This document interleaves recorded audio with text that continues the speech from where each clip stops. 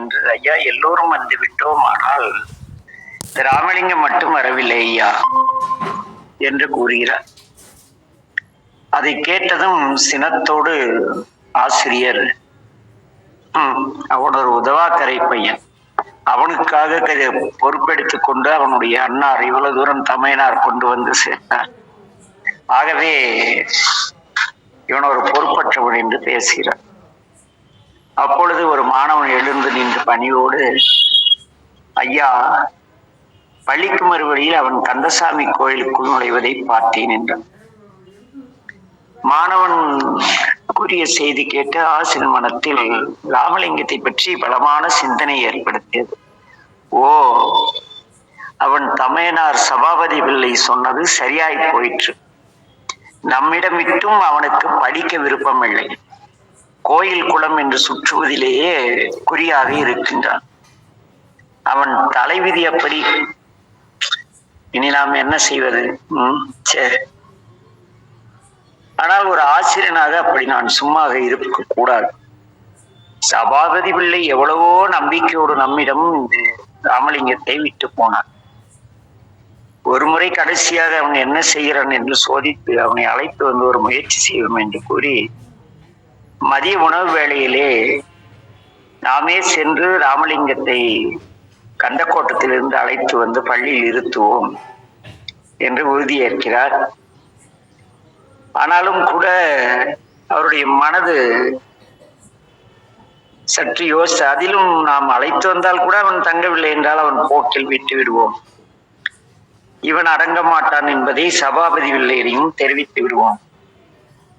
இவன் ஒரு மாணவன் தான் இப்படி நமக்கு ஒரு பொறுப்பற்றவனாக வாய்த்திருக்கிறான், எல்லாம் என் தலைவிதி என்றெல்லாம் பல்வேறு சிந்தனையோடு நம்முடைய சபாபதி முதலியார் அவர்கள் ராமலிங்கத்தை பற்றி ஒரு குழப்ப நிலையிலேயே அப்படியே இருக்கிறார்.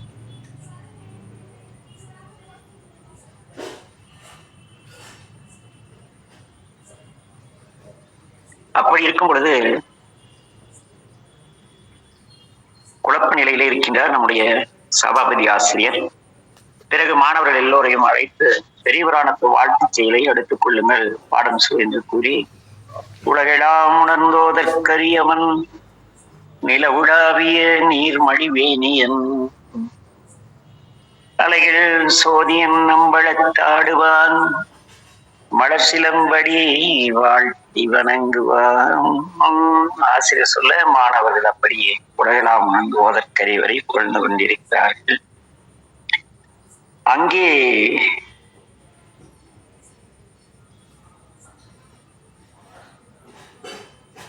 நம்முடைய ராமலிங்கம் கந்தக்கோட்டத்தில் நுழைந்தார். கந்தக்கோட்டத்தில் நுழைந்து மனம் பக்திமயமாகி ஆனந்த கண்ணீர் சொரிய முருகப்பெருமானிடம் வெகு நேரம் நின்று கொண்டிருக்கிறார். அந்த குழந்தை ராமலிங்கம் யோசிக்கிறது, முருகப்பெருமானிடம் சமர்ப்பிக்க நம் மனதில் எத்தனையோ எண்ணங்கள், ஆனால் என்ன செய்வது என்று தெரியவில்லையே என்று அவன் மனம் குழம்பி இருக்கிறார். அந்த சமயத்திலே ராமலிங்கத்தை தேடி கோயிலுக்குள் வந்த சபாபதி முதலியார் அவன் முருகன் சன்னதி முன் நிற்பதை காண்கிறார். உடனே இந்த பையன் என்னதான் செய்கிறான் என்று பார்ப்போம் என்று ஒரு தூணின் மரபிலே ஒளிந்து கொண்டு ராமலிங்கம் என்ன சேட்டை செய்கிறார் என்பதை பார்த்து கொண்டு நிற்கிறார். ஆனால் இதை அதையும் அறியாத நெஞ்சுருக ராமலிங்கம் தன் குறைகளை முருகப்பெருமானிடம் முறையிட தொடங்குகின்றார். முருகா, சண்முகா, கந்தா, கடம்பா, என் சுவாமி கந்தக்கோட்டத்து பெருமானே, ஏட்டுப்படிப்பும் நாட்டுப்படிப்பும் எனக்கு ஒவ்வாதவனாக உள்ளனவே. என் உள்ளத்தை யார் அறிவார்? என் விருப்பத்தை யார் புரிந்து கொள்வார்? உம்மையன்றி என்னை படிப்பிக்க வைப்பவர் யார்? நான் கற்பதும் உம்மிடமே, கற்ற தெளிவதும் உமதருளே. கண்டவேலே, ஐயனே, என் குருவே, தேவரீர், நீரே என்னை உள்ளபடி உள்ளவாறு அறிவீர். நான் விரும்புவதெல்லாம் உமக்கு புரியும். உம்மிடமே அனுதினமும் முறையிடுவேன். என் விருப்பத்தை எல்லாம் சொல்கிறேன், நீ கேட்க வேண்டும். சொல்கிறேன் என்பதை விட உனக்கு பாடல் பிடிக்கும் என்று பெரியவர்கள் கூறியுள்ளார்கள். ஆகவே பாடுகின்றேன்.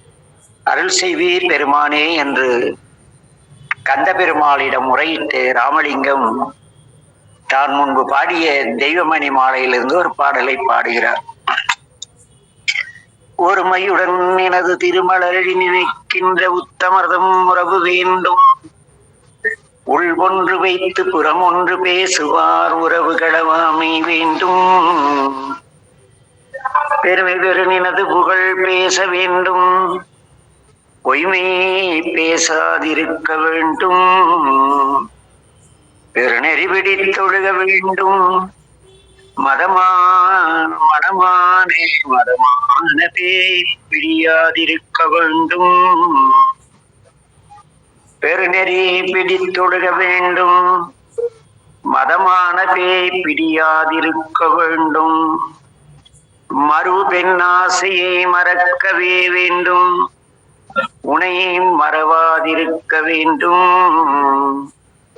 மதி வேண்டும். நின் கருணை நிதி வேண்டும். நோயற்ற வாழ்வில் யான் வாழ வேண்டும். நோயற்ற வாழ்வில் நான் வாழ வேண்டும். மதி வேண்டும். நின் கருணை நிதி வேண்டும். தர்மமிகு சென்னையில் கந்த கூட்டத்து உள்வளர தளமோங்கு கந்தவேளே. சண்முகத்துய்யமணி உன்முகச் சைவமணி சண்முக தெய்வமணியே. குழந்தை ராமலிங்கம் மெய்யுருகி பாடுகிறார். இதை அங்கே தூணின் மறைவிலிருந்து கவனித்த ஆசிரியர் சபாபதி முதலியார் மிகவும் திகைத்து போனார். தமிழ் ஞான நூல்கள் முழுமையும் கற்று உணர்ந்து மிக தெரிந்த அவருக்கு இந்த பாடல் எந்த நூலிலே இருக்கின்றது என்பதை புரியாமல் குழம்பி போனார். இந்த சிறுவனுடைய தமிழ் மற்றும் என்னுடைய ஞானப்புலமை முழுதுமாக உணர்ந்து இந்த பையன் சற்று வித்தியாசமானவன் என்று வியப்புறுகிறார். அந்த வினாடியில் அவனை பற்றிய உயர்ந்த கருத்து அவர் உள்ளத்தில் ஏற்பட்டு மாணவனுடைய பாடல் ஆசிரியரை பக்குவப்படுத்தியது. இதனால் பெரிதும் மகிழ்ந்து மறைவிடத்தை விட்டு வெளிப்பட்டு ஓடோடி வந்து ராமலிங்கத்தை தழுவி, ராமலிங்கம் என் கண்ணே என்று கதறியபடி அவனை அன்போடு அணைத்து முத்தமிடுகிறார்.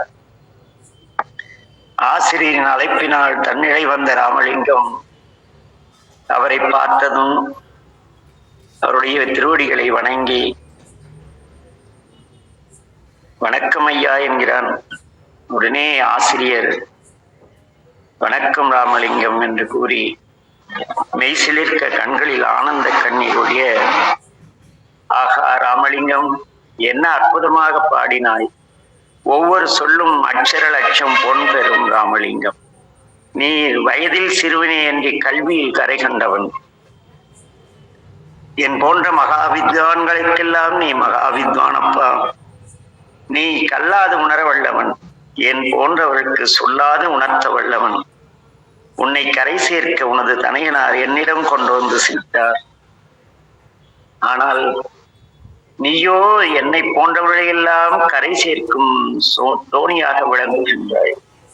ராமலிங்கம், சிறுகாலை உன்னை மாணவனாக பெற்றதற்கு பெருமைப்படுகிறேன். உன்னை அறிந்து கொள்ளாமல் உன்னை பற்றி தவறாக எண்ணிய என் சிறுமையை பொறுத்தருள வேண்டும் என்று ஆசிரியர் மாணவனை வணங்கி நிற்கிறார். ஆசிரியர் இந்த பேச்சு ராமலிங்கத்தை சிறுபிள்ளை அல்லவா நடுக்கமுறை செய்தது. ஆசிரியருடைய திருவடிகளை பற்றினார், பாதங்களில் விழுந்தார். ஐயா, தாங்கள் என்னுடைய ஆசான், என்ன வார்த்தை சொல்கிறீர்கள்? குருவை அவமதித்த அபவாதத்திற்கு அருள் கூர்ந்து என்னை ஆளாக்காதீர்கள் ஐயா. என்றும் என்னை தங்கள் மாணவனாகவே பாவிக்க வேண்டும் என்று தழுதழுத்த குரலிலே ராமலிங்கம் ஆசிரியரிடம் முறையிடுகின்றார்.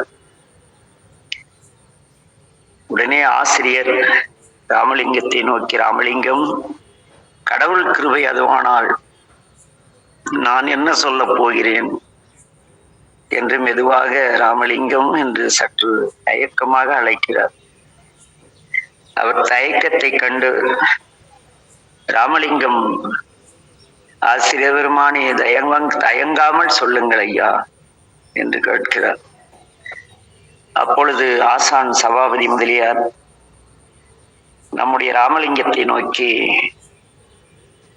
பாலப்பருவத்திலேயே குமரகுருவருக்கு குமரவேள் அருள் கிடைத்தது, அதுபோல் உனக்கும் இந்த சிறு வயதிலேயே இந்த கந்தவேளின் கருணை பூர்ணமாக கிடைத்து விட்டது கண்ணே என்று அவரை போகிறார்.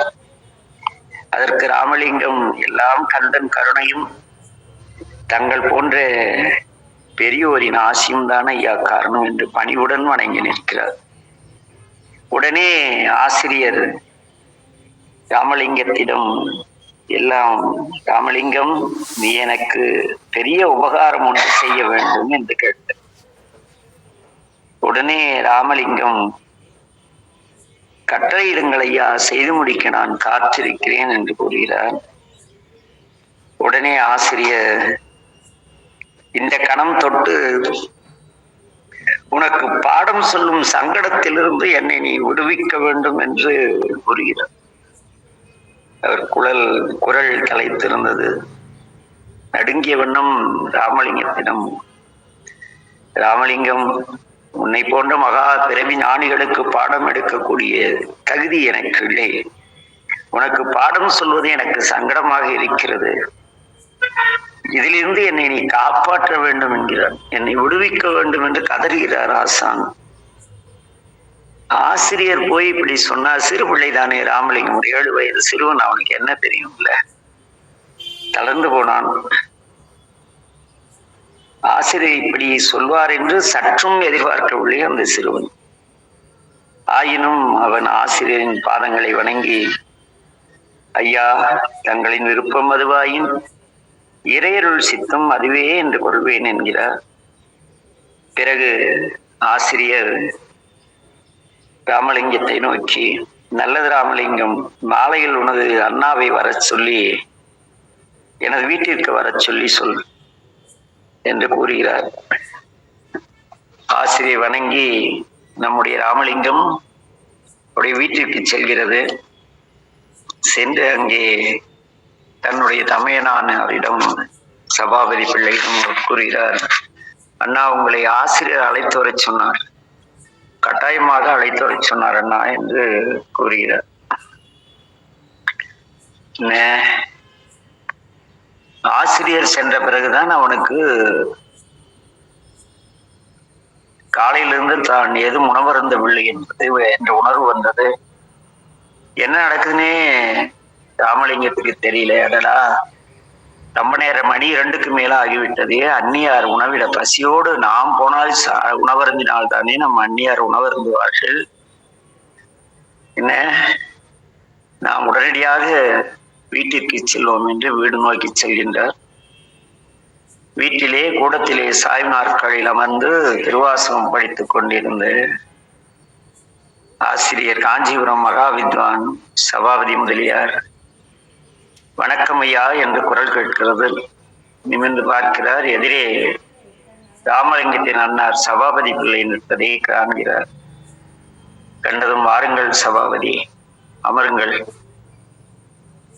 என்று இருக்கை காட்டு மாணாக்கரும் அமர்ந்து, ஐயா, தாங்கள் என்னை அழைத்த காரணம், இந்த உதாக்கரை ராமலிங்கம் ஏதேனும் உபத்திரம் செய்து விட்டானா? இவனுடைய தொந்தரவு தாங்க முடியவில்லை. என்ன கற்பித்தாலும் கல்வி ஏறவில்லை. இவனை போய் நான் தம்பியாக இவன் போய் எனக்கு பிறந்தானே என்று மிக வருத்தப்படுகிறார் சபாபதி. ஆசிரியர் சபாபதி, நீ சொன்ன வார்த்தைகள் என்னை மிகவும் பாதிக்கின்றன என்று ஆரம்பிக்கிறார். அவனுடைய யோகியதை தான் எனக்கு தெரியுமே ஐயா. அவன் ஒரு அடங்காத பையன், குறும்புக்காரன். பாடம் படிக்க சொன்னால் கோயிலில் போய் வீதிகளிலே ஆடி திரிவான். இங்கு என்ன குறும்பு செய்தான் சொல்லுங்கள், இங்கு என்ன செய்தான் அவன் என்று சற்று கோபமாக கேட்கிறார் சபாபதி. அப்பொழுது ஆசிரியர் மறுபடியும் மௌனம் நோக்கி அப்படியே கூர்ந்து கவனிக்கிறார் சபாபதி பிள்ளையை. சபாபதி பிள்ளை ஆசிரியர் வணங்கி, ஐயா, என் தம்பி அறியா சிறுவன், குற்றம் ஏது செய்திருப்பினும் தாங்கள் குணமாக கொண்டு அவனை மன்னித்தருள வேண்டும். பாடம் சொல்லாது அவனை பள்ளியிலிருந்து நீக்கிவிடக் கூடாது, அருள் செய்ய வேண்டும் ஆசிரியர் பெருமானே என்று அவருடைய பாதங்களை பிடிக்கிறார் சபாபதி. உடனே ஆசிரியர் சபாபதி பிள்ளையை பார்த்து, சபாபதி, உங்கள் கவலை எனக்கு புரிகிறது. தாங்கள் நினைப்பது போல் தங்கள் தம்பி ராமலிங்கம் இல்லை. நாம் தவறாக அவரை புரிந்து கொண்டிருக்கிறோம்.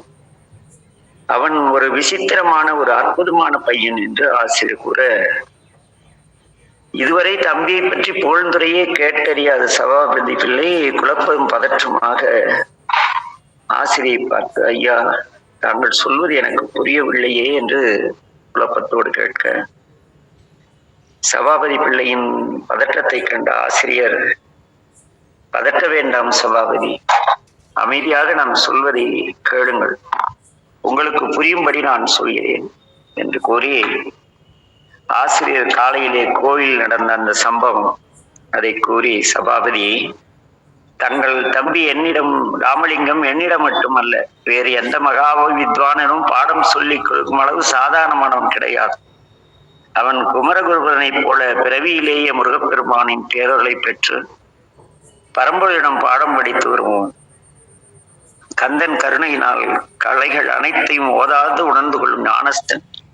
அவன் இப்படி ஒரு அற்புதமான தெய்வமணி மாலையை பாடினான் என்று கூறி அந்த ஒருமையுடன் அந்த பாடலை பாடி ஆசிரியர் சபாபதியிடம் பேசுகிறார். உன்னுடைய தம்பி கந்தனின் கருணையினால் கலைகள் அனைத்தையும் ஓதாது உணர்ந்து கொள்ளும் ஞானமுடையவன். நாம் எல்லோரும் இத்தனை நாளும் அவனை ஏதோ ஒரு கோயில் குளம் எல்லாம் சுற்றித் திரியும் உதவாக்கரை பிள்ளை என்று தவறாக நினைத்து விட்டோம். வீணாக அவனை கண்டிக்கவும் தண்டிக்கவுமான கோபத்தை கொண்டோம். இன்று நான் அவனது அறிவுத்திறனையும் கவிபாடும் புலமையையும் பக்தி மேன்மையையும் பக்குவ நிலையையும் கண்ட கோட்டத்தில் வைத்து கண்டுணர்ந்தேன். இனி என்னால் அவனுக்கு பாடம் சொல்ல இயலாது. ஏனெனில் நான் அவனுக்கு பாடம் எடுப்பது வைரக்கல் முன் உப்புக்கள் இருந்தால் ஒளி சிந்துமா என்ன, அதுபோல கேவலமான ஒரு நிலையை நான் உணர்கிறேன் என்று ஆசிரியர் கூறுகிறார். ஆசிரியர் கூறியதையெல்லாம் கேட்டு ராமலிங்கத்தின் அண்ணனுக்கு ஒன்றும் புரியவில்லை, பிரமித்து போனார். ஐயா, தாங்கள் சொல்வது எல்லாமே புதிராக இருக்கிறது. என் தம்பி ஒரு உதவாக்கரை கோயில் குளம் என்று சுற்றித் திரிபவன். தாங்கள் ஏதோ அவனை பற்றி தவறாக கண்டிருக்கிறீர்கள் என்று கூறுகிறார். அதற்கு ஆசிரியர், சபாபதி, ராமலிங்கத்தை பற்றி உனக்கு இப்பொழுது புரியாது. என்ன, புதிருக்கு விடை காணும் காலம் விரைவில் வரும், பொறுத்திருங்கள். தம்பி ராமலிங்கத்தை கருணையோடு வழிநடத்துங்கள். முடிந்தவரை தாங்கள் அவனை அவன் போக்கில் விட்டு விடுவதே நல்லது என்று எனக்கு தோன்றுகிறது என்று ஆசிரியர் கூறுகிறார்.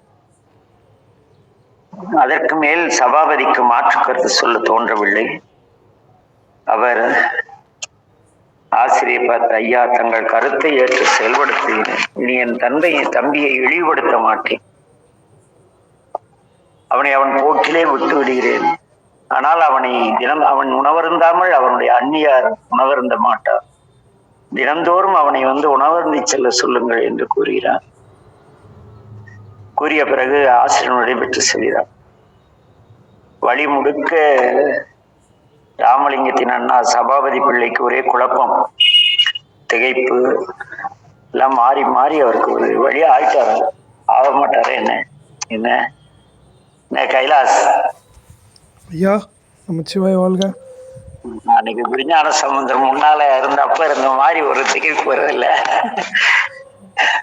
ஒண்ணுமே இல்லைங்க. அந்த ஆசிரியர் அப்படித்தானே திகைத்து போயிருப்பாருல்ல. நம்ம ஒண்ணுமே இல்லைங்க.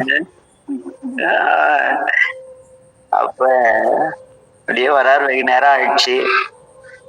மெதுவா வீட்டுக்கு வரார். வந்துட்டு இங்கே தடுமாறிட்டு அப்படியே மெதுவா வராரு. என்ன ஆயிடுச்சுன்னு தெரியலையே. பார்வதி அம்மையார், சபாபதியாருடைய துணைவியார், இந்த ராமலிங்கத்தையும் இன்னும் காணவில்லை, அவனை பற்றி விவரம் தெரியவில்லை, நம்ம வீட்டுக்காரர் சென்றவரையும் காணவில்லை, என்ன நடந்ததோ என்ற கவலையோடு வாசலை பார்த்து கூடத்தில் அமர்ந்திருக்கிறார் பார்வதி அம்மையார்.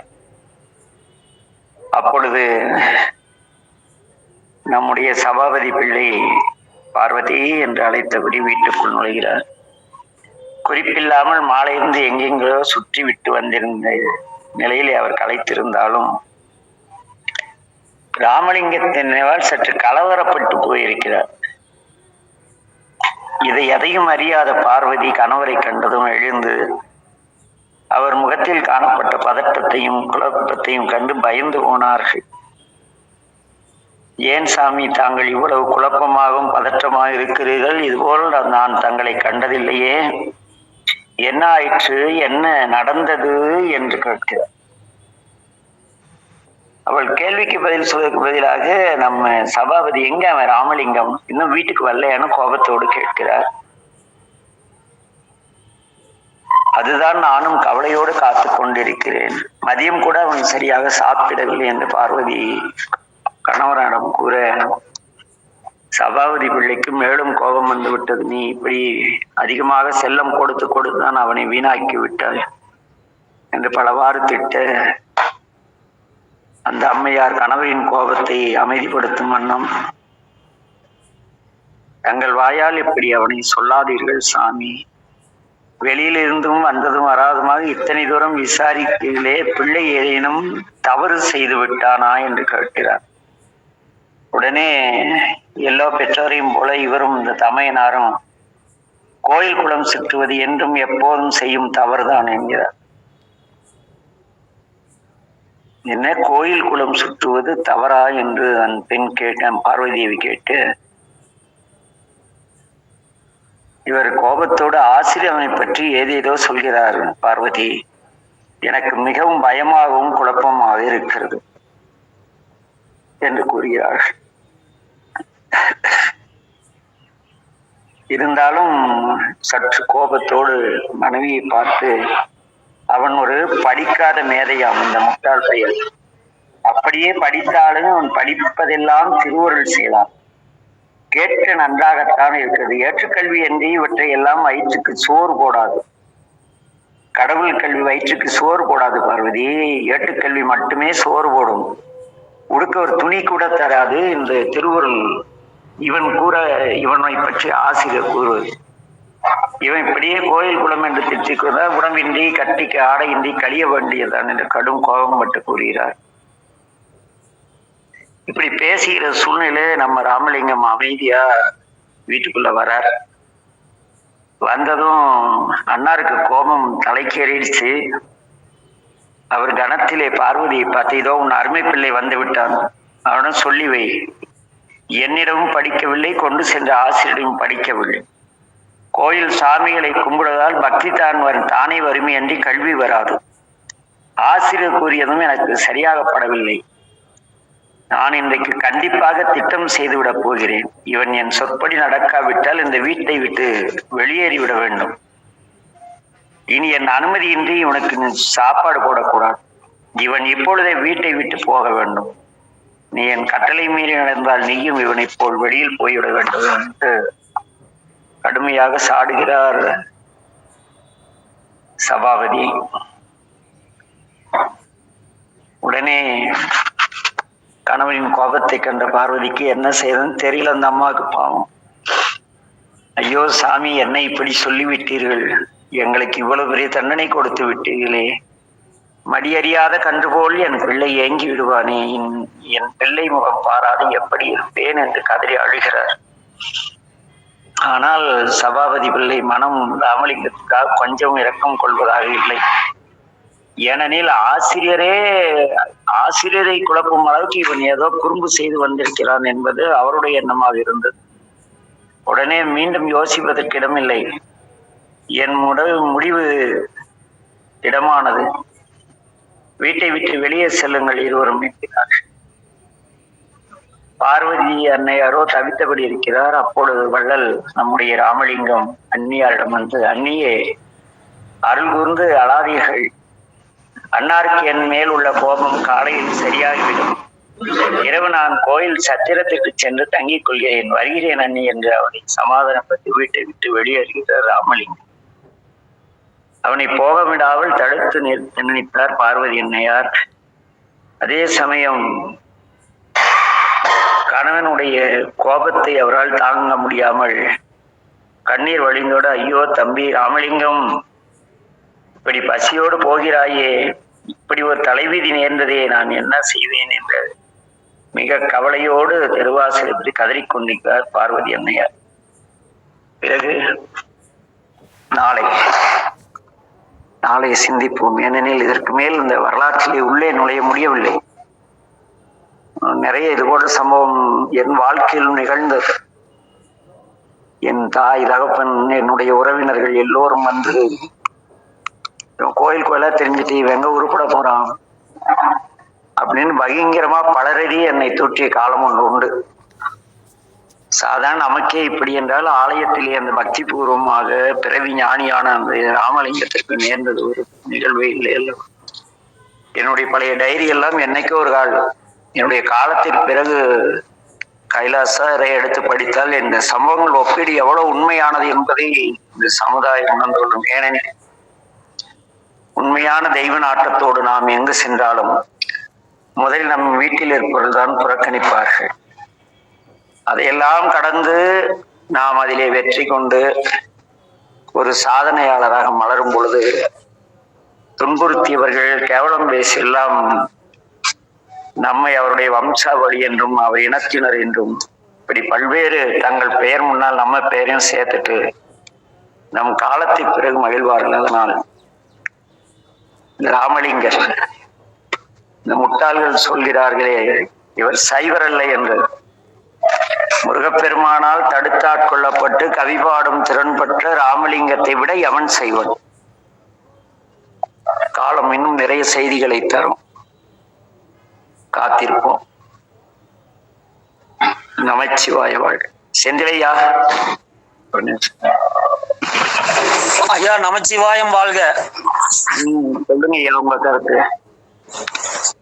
ஐயா, சொற்பொழிவு அவனை சொற்பொழிவுனா கொண்டா விடுவேன். நான் ஒரு பாவம், அந்த பையன் படவோடு விட்டது சொல்லியிருக்கேன். சொற்பொழிவுங்கிறீங்க, நான் கதையாடிச்சுட்டு இருக்கேன்.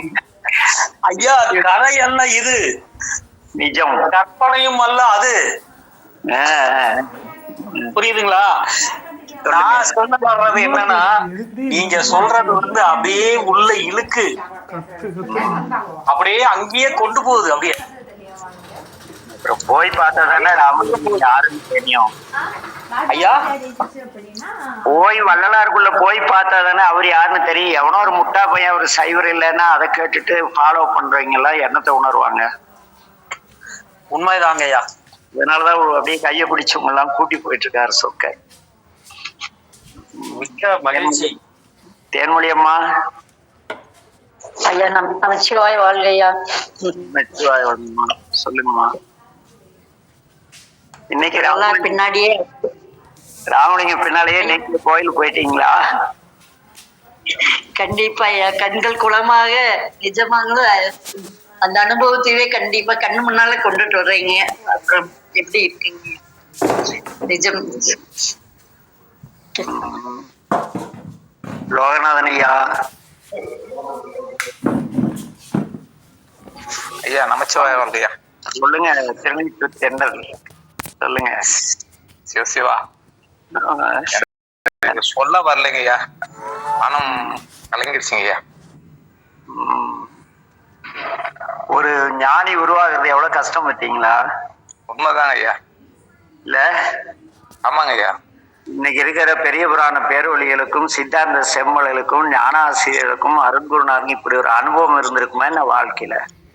நிச்சயமா இல்லைங்கய்யா. அப்புறம் இவங்க எல்லாம் போய் அவர் சைவர் இல்லைங்கிறாங்க. உதைக்க வேண்டாம் அவனெல்லாம். காலம் பதில் சொல்ல ஐயா. காலம் கண்டிப்பா பதில் சொல்லி கொண்டிருக்கிறது. சொல்லும் அல்ல, சொல்லி கொண்டிருக்கிறது. கண்டிப்பா. பாலையா, கே நமச்சிவாய வாழ்கங்கய்யா. சொல்லுங்க ஐயா, அதாவது வள்ளலார் பெருமான் எப்படி ஆரம்ப காலகட்டத்துல வந்து மக்களுக்கு தெரிய வர்றாரு, அதாவது குறுகிய வட்டத்துல அவருடைய அண்ணனாருக்கும் குருநாதருக்கும் அவருடைய இறைத்தன்மை வெளிப்படுங்கிற உணர்வு பூர்வமா நீங்க வெளிப்படுத்துறது எங்களுக்கு மெஸ்மரைசிங்கா இருக்குங்கய்யா. இதுவரைக்கும் ஒரு பேரளவுல மேம்போக்கான வள்ளலார் வள்ளலார் வள்ளலார்னு சொல்லிட்டு இருக்கேன் ஒழிய உள்ளபூர்வமா உணர்வுபூர்வமா எவ்வளவு தூரம் அவர் இருந்திருக்கிறாரு அப்படிங்கிற ஒரு செய்திய உண்மையை நீங்க உணர்வுபூர்வமாக நீங்களுக்கு சொல்றது ரொம்ப பாக்கியங்கய்யா. தெய்வானா நமச்சிவாய வாழ்கையா. சொல்லுங்க. அடியன் வயதிலே சிறியவன், அது ஒண்ணும் பிரச்சனை இல்லை. அண்ணா என்று எங்களை விட நிறைய அற்பா படிச்சிருக்கீங்க, அதனால நீங்க அண்ணாதான். சொல்லுங்க. அப்படிங்களா இல்லையா? எல்லாம் கல்லாத ஒரு எலியுளத்தோர் பட்டாங்கில் உள்ளபடி. சொல்லுங்க. நன்மை பகிலவே இவ்வகுப்பிற்கு நாம் வந்தோம். தமிழ் அமிழ்ந்து விட இனிமையானது. அந்த ராமலிங்க பெருமகனாருடைய வாழ்வியலை தமிழ் எவ்வளவு அமிழ்தோ அதைவிட உங்களுடைய இந்த வகுப்பிலே அதை நீங்கள் சொல்லுகின்ற விதம் இருக்கின்றது, அது அவ்வளவும் அற்புதம்.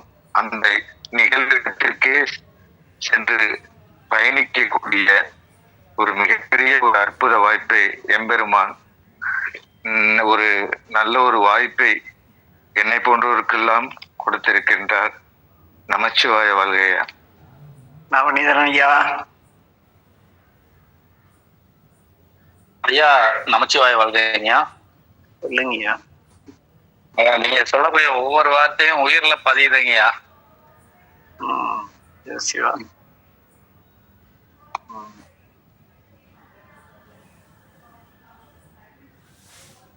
சசி ஐயா.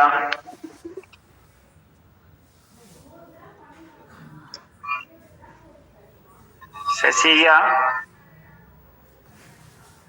அவங்க இல்ல போல இருக்கு. கைலாஷ் ஐயா நமச்சிவாய வாழ்கங்க ஐயா. பெரிய சொல்லுங்க. பெரிய கொடுப்புனைங்க இவ்வளோ விளக்கம் வந்து நீங்கள் சொல்லி நாங்கள் கேட்கறதுக்கு வந்து, ஏன்னா இது இந்த மாதிரி ஐயாவுடைய வரலாறு நான் இப்பதான் கேள்விப்படுறேன் ஐயா. கைலாஷ் ஒரு நிமிஷம் சசியை பேசுறேன். சசியை சொல்லுங்க. ஐயா நான் இப்பதான் ஐயாவுடைய இது நீங்க சொல்லதான் இப்பதான் எனக்கு கொஞ்சம் இது தெரியுது ஐயா. இங்க வந்து அந்த மாதிரி யாரும் சொல்லியும் கொடுக்கல எங்களுக்கு ஐயா. ஐயாவுடைய ராமலிங்க ஐயாவுடைய வரலாறு எங்களுக்கு என்னன்னு இப்பதான் நீங்க சொல்ல போய் தான் எனக்கே தெரியுது ஐயா. இவ்வளவு நாளா அறியாமையில மூழ்கி இருந்தேன் ஐயாவுடைய. ஐயா நமச்சிவாய் ஐயா. நமச்சிவாய் வாழ்க ஐயா. ஐயா இன்னும் தெளிவு பெருமானார் சொல்றேன்.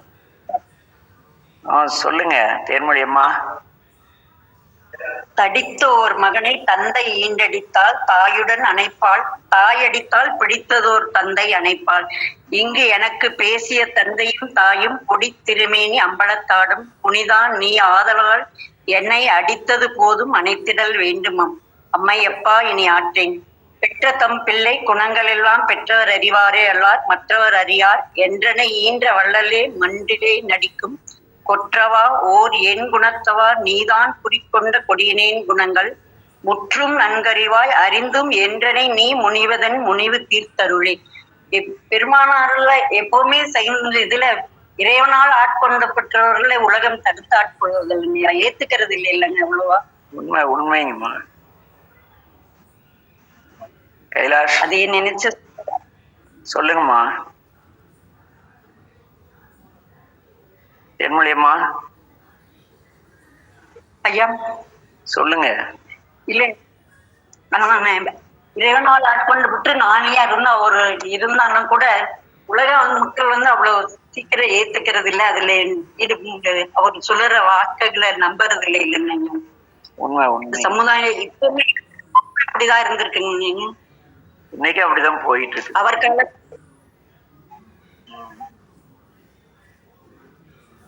ஒரு 2 நிமிஷம் கைலாஷ். ஐயா நமச்சிவாய வாழ்க்கங்க ஐயா. நீங்கள் விளக்கம் தந்து வள்ளல் பெருமானை பற்றி விளக்கம் தந்து இவ்வளோ தெளிவை கொடுக்கறது வந்து எங்களுடைய அறியாமையை வந்து நீக்குகிறதுங்கய்யா. அது என்னுடைய அறியாமையை நீக்குகிறது. ஏன்னா வள்ளல் பெருமான் மேலே வந்து நம்ம வச்சுருந்த அபிமானம்ங்கிறது வேறு. ஏன்னா நமக்கு வந்து சான்றோர்கள் பிறந்த நமக்கு வந்து வழிகாட்டுதல் வந்து தெரியலிங்கய்யா. யாருமே வந்து நமக்கு இந்த மாதிரியெல்லாம் வந்து சொல்கிறக்கு ஆள் இல்லாதங்காட்டிக்கு தான் நம்ம வந்து வள்ளலாரை வந்து சைவர் அல்ல அப்படிங்கிற பேச்சை வந்து கேட்குற அளவுக்கு நிலைமை வந்து உண்டு ஆயிடுச்சு. இனியும் வந்து காலகட்டமாகி எடுத்துகிட்டு போயிருந்தது அப்படின்னா இது இன்னும் பல ஆண்டுகள் வந்து பின்னோக்கி தாங்கயா போயிருந்திருக்கும். அதனால் வள்ளலார் வந்து எப்பேற்பட்ட மகான் அப்படிங்கிறது உங்களுடைய பதிவுகள் கேட்கும்போதும் நீங்கள் ஒவ்வொரு கதைகளும் சொல்லும் போதும் அந்த நிகழ்வுகளெல்லாம் சொல்லும் போதும் அவருடைய பிறப்பில் இருந்து அந்த முனிவர் சிவமுனிவர் காட்சியிலிருந்து கந்தக்கோட்டத்தில் அவர் பாடுறதுலேருந்து அந்த ஆசிரியரே வந்து அவரை வந்து வணங்குறது நிகழ்வுலேருந்து அவர் எப்பேற்பட்ட அருளாளர் அப்படிங்கிறது ஒவ்வொரு இடத்துலையுமே வந்து நமக்கு சுட்டி காட்டப்படுதுங்க. எப்பேற்பட்ட மகான் அவர் அப்படின்னு. ஆனால் அந்த மகான் நமக்கு அதனால் உள்ளூர் மாடு விலை போகாதுங்கிற பழமொழி மாதிரி நம்ம எங்கெங்கேயோ இருக்கிற சாய்பாபாவை வந்து தப்பாக சொல்ல வரலைங்கய்யா. யதார்த்தத்தை சொல்கிறேன். சாய்பாபா வந்து வணக்கத்திற்குரியவர் தான். ஆனால் சாய்பாபா சீரடி சாய்பாபா பேரை சொல்லி ஒவ்வொரு ஊர்களையும் அந்த கிடைச்ச அங்கீகாரம் நம்ம வள்ளல் பெருமானுக்கும் கிடைக்கணுங்கிறது என்னுடைய ஒரு தாழ்மையான வேண்டுகோள். ஏன்னா அவருடைய கருத்து போய் சேர்ந்ததுன்னா இந்த உலக சேமங்கிறது சீக்கிரம் உண்டாகி எல்லாரும் அந்த உண்மையான மெய்வழியான அந்த அவர் சொன்ன அந்த சன்மார்க்கமான மெய் அந்த உண்மையான சைவமாக அடைஞ்சு அந்த எல்லோரும் மெய்யடியார் ஆயிடுவாங்க ஐயா. சாய்பாபாவுக்கு கிடைச்ச அந்த வரவேற்பு வந்து வள்ளலார் பெருமானுடைய கருத்தும் போய் சேரணும். ஏன்னா அவருக்கு அந்த போலியான நயவேசங்கள் போட தெரியலிங்க. வள்ளலாருடைய வாக்கில் நீ என்கிட்ட வந்தா நான் அதை செஞ்சிருவேன், உன் கவலையை நீக்கிடுவேன். நெறியாளர்களுக்கு அந்த சிந்தனை வராது. ஆமாம், உன் கவலையை நீக்கிடுவேன், நீ அதை செஞ்சிருவேன், நீ என்ன வேணால் செஞ்சுக்கோ, நீ என்கிட்ட வந்தீங்கன்னா உன் பிரச்சனையை நான் நீக்கிடுவேன். அது மாதிரி போலியான ஐவாஷெல்லாம் அவர் எந்த இடத்துலையுமே தன்னை முன்னிலையே படுத்தலிங்கய்யா. எல்லாம் வந்து திருவருள் சாமியை வந்து எல்லா இடத்துலையுமே சாமியை தான் அவர் கை காமிச்சு இருக்கிற ஒரு அந்த நிலையில் அவர் இருக்கிறாருங்கய்யா. அதனால் வள்ளல் பெருமானுடைய கருத்து இன்னும் 8 திசைக்கும் போய் சேரணுங்கிறது நான் இறைவன்ட்டையும் குஞ்ஞான சம்பந்தர்ட்டையும் தாழ்மையான வைக்கக்கூடிய ஒரு விண்ணப்பம்ங்கய்யா. நமச்சிவாய வாழ்க. ராஜா நமச்சிவாய் வாழ்க ஐயா. சொல்லுங்க ராஜா. ஐயா ரொம்ப சந்தோஷமா இருக்கு இந்த இதை கேட்கும்போது. அடியார் அப்ப வந்து ஐயா சொல்லும் போது இப்போ நம்ம கூட ஒரு இருக்கிறாரு ஒரு ராமலிங்க அடிகளார். அவரு இப்போ ஒவ்வொன்றா குறைச்சிட்டு இருக்காரு. கடைசியில சாப்பிட்றத கூட குறைச்சிட்டு இருக்காங்க அப்படிங்கிற மாதிரி கடைசி சுக்கரைய கதையை தான் சொல்றாரோ.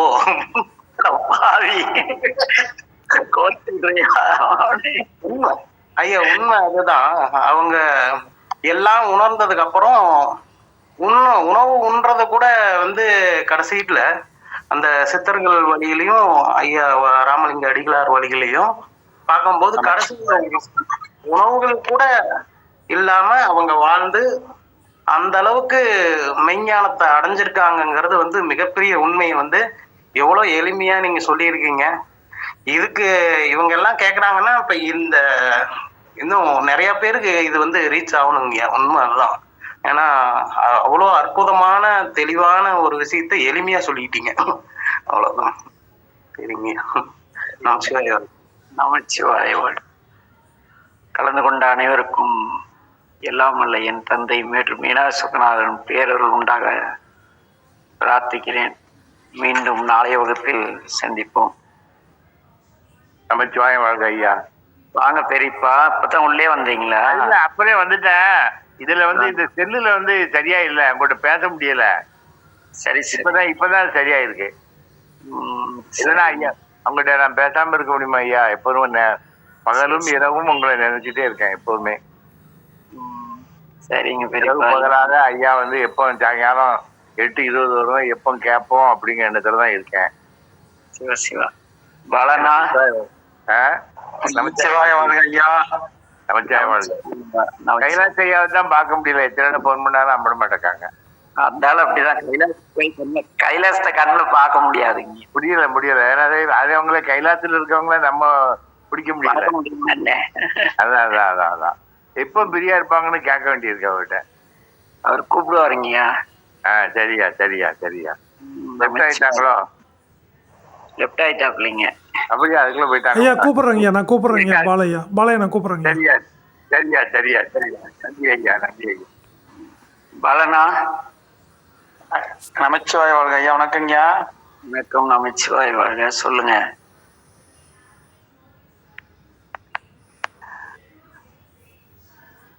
ஐயா சொல்லுங்க.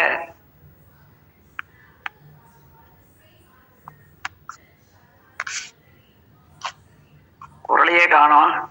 பாலனா ஐயா இப்பதான் ஜாயின் பண்ணேன். அப்படியா? ஜாயின் பண்றதுக்கு நன்றி தெரிவிக்க வேண்டியது வந்துருச்சு.